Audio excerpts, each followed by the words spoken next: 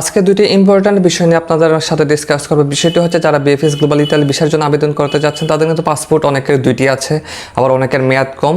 আর BFS গ্লোবালে passport submit করার জন্য পাসপোর্টের মেয়াদ কমপক্ষে কতদিন থাকতে হবে, আর যারা অলরেডি বিএফএস গ্লোবালে পাসপোর্ট জমা করেছেন দেখা যাচ্ছে কিন্তু দিন দিন পাসপোর্টের মেয়াদ কমতেছেই, যেহেতু ওরা ভিসা দিতে দেরি করতেছে, সেক্ষেত্রে কিন্তু পাসপোর্ট মেয়াদ কমতেছে। সেক্ষেত্রে কী করণীয় আছে সম্পূর্ণ ডিটেলস জানাবো।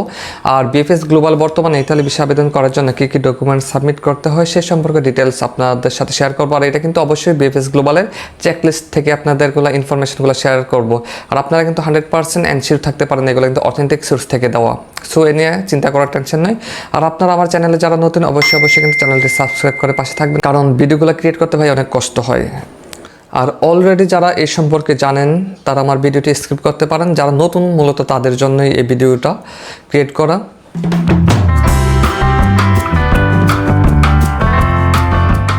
তো ফার্স্ট অফ অল বলে ইতালি ভিসা আবেদন করার জন্য বিএফএস গ্লোবালে কত টাকা ফি দিতে হয়।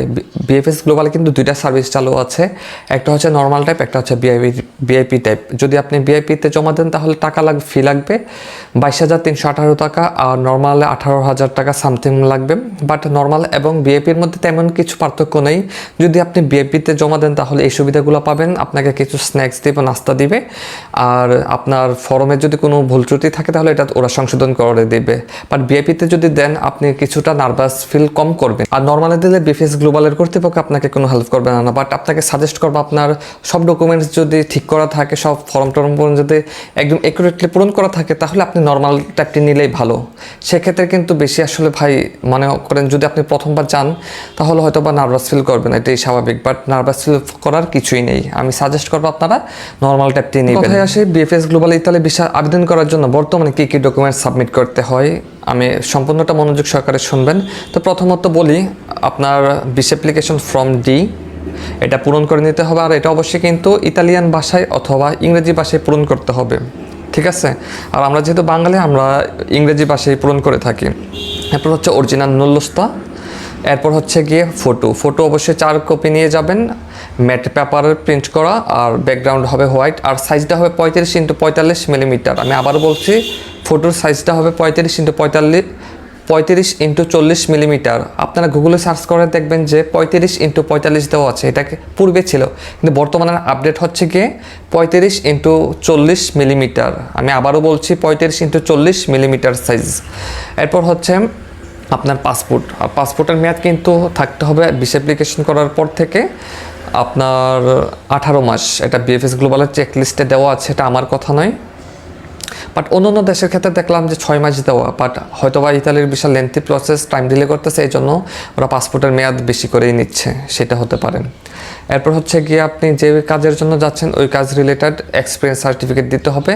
আর সর্বোপরি হচ্ছে গিয়ে আপনার অ্যাপয়েন্টমেন্ট লেটার দিতে হবে। আপনি বিএফএস গ্লোবালের থেকে অ্যাপয়েন্টমেন্ট যে পেয়েছেন এটা অ্যাপয়েন্টমেন্ট লেটার জমা দিতে হবে। এই 6টা ডকুমেন্টস কিন্তু একদম ম্যান্ডেটরি আপনাকে জমা দিতেই হবে। আপনারা চাইলে এগুলো আপনারা লিখে রাখতে পারেন।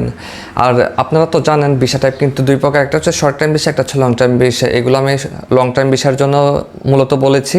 আর শর্ট টাইম ভিসার ক্ষেত্রে কিন্তু আরও কিছু অ্যাড করতে হয়, সেটা আমি অন্য ভিডিওতে আমি ইনশাল্লাহ ক্লিয়ার করব।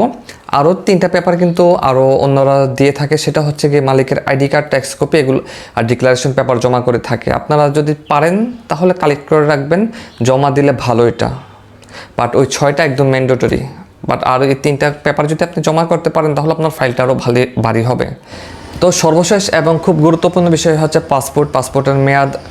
যাদের পাসপোর্ট দুইটি কী করবেন, আমি ফার্স্ট অফ অল বলি যে নুল্লস্তাতে কিন্তু পাসপোর্ট নাম্বার লেখা থাকে না। নুল্লস্তাতে কোনো পাসপোর্ট নাম্বার লেখা থাকে না। নুল্লস্তাতে শুধু first name, last name, date of birth আর বার্থ অফ প্লেস লেখা থাকে। এই 3টি জিনিসই লেখা থাকে। অনেকে ভাবতে পারেন যে ভাই আমার তো পাসপোর্ট দুইটি, আমি কোনটি দিয়ে আমি অ্যাপয়েন্টমেন্ট নেব। অবশ্যই আপনার যে নতুন পাসপোর্ট আছে ওই পাসপোর্ট নাম্বার ইউজ করে আপনি আপনার অ্যাপয়েন্টমেন্টের জন্য আবেদন করা সবচেয়ে উত্তম। আমি আবারও বলছি নতুন পাসপোর্ট দিয়ে যেটির মেয়াদ বেশি থাকে সেটি দিয়েই অ্যাপয়েন্টমেন্ট নেওয়া সবচেয়ে উত্তম।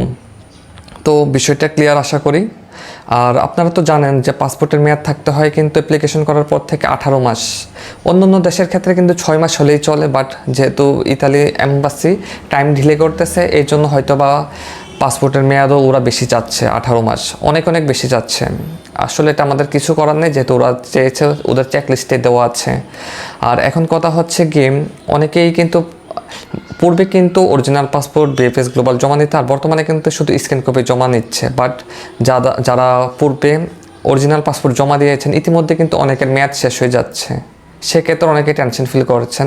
টেনশন ফিল করার কিছু নেই। যাদের মনে করেন পাসপোর্টের মেয়াদ আর 6 মাস 3 মাস আছে, বিএফএস গ্লোবাল যদি চায় বা ইতালি এম্বাসি যদি চায়, আপনাকে ওরা মেল করে জানাবে যে ভাই আপনার পাসপোর্টের মেয়াদ শেষ হয়ে যাচ্ছে, আপনি ওল্ড পাসপোর্টটি কালেক্ট করে নতুন পাসপোর্ট জমা দিয়ে যান।